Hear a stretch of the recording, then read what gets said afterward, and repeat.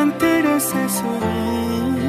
Oh Ramadan, berkahmu ku tunggu, angkat musibahku. هل الهلال ليعلن أننا في شهر رمضان الكريم، فأبشروا هيا فهل من